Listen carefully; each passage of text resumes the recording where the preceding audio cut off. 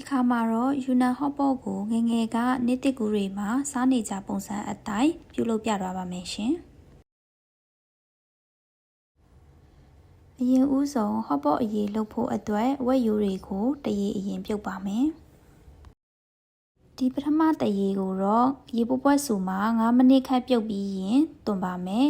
ဝက်ကထွက်လာတဲ့အညစ်အကြေးတွေပြောင်းသွားအောင်လုပ်ပါရှင်ဒီနေရာမှာမိမိကရေမသွန်ချင်ဘူးဆိုရင်ထွက်လာတဲ့အမြုပ်တွေကိုပဲခပ်ထုတ်ပစ်လဲရပါတယ်ရေတွေသွန်ပြီးပြီဆိုရင်ဝက်ပြုတ်ရေစတယ်လို့ရပါပြီအရင်ဦးဆုံးစားအချိုမုံအနှဲငယ်နဲ့နနက်ပွင့်ထည့်ပြီးဝက်ရိုးတွေနူးလာတွေအထိတည်ပါမယ်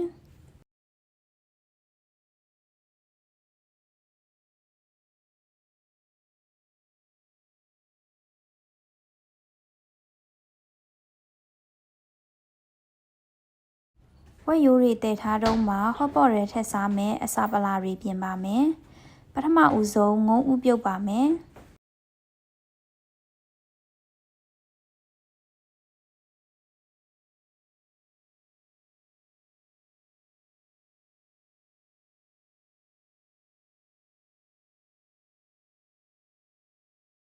ငုံဥပြုတ်ထားတာတွေပြီးပြီဆိုရင်တော့ဝက်ဥချောင်းကြော်ပါမယ်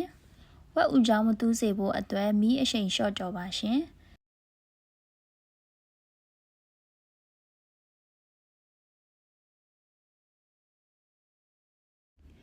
ကြော်ထားတာတွေပြီးပြီဆိုရင်တော့ဝက်ဥချောင်းကိုအေးခံပြီးလွှာပါမယ်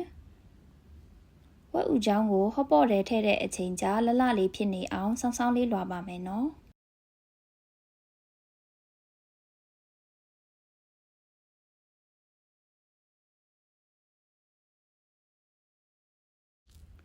ပြီးရင်တော့ဟော့ပေါ့ထဲထည့်မဲ့အရွက်တွေကိုရေဆေးပါမယ်ကျမထည့်မဲ့အရွက်တွေကတော့ပဲရွက်စမုံစပါကချင်ပြည်နယ်ဘက်ကတော့အဲ့ဒါကိုစမွတ်လို့လည်းခေါ်ပါတယ်ပြီးရင်တော့မုံလာဥနီမုံလာဥဖြူပိန်းဥနဲ့မုံညင်ရွက်တို့ပဲဖြစ်ပါတယ်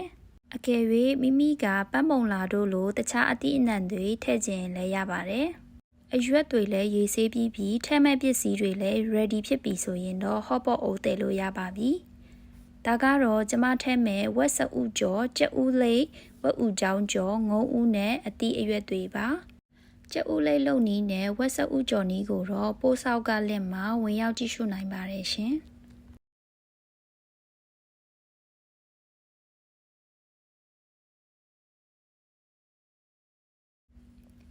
အခုဆိုရင်ဟော့ပေါ့အိုးထဲကိုနူးအောင်တည်ထားတဲ့ဝက်ရိုးနဲ့ပြုတ်ရည်တွေထည့်ပါမယ်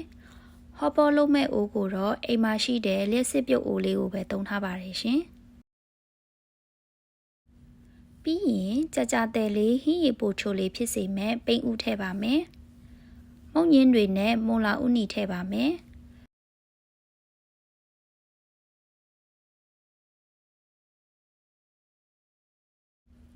ဝက်စဥကြော်ထည့်ပါမယ်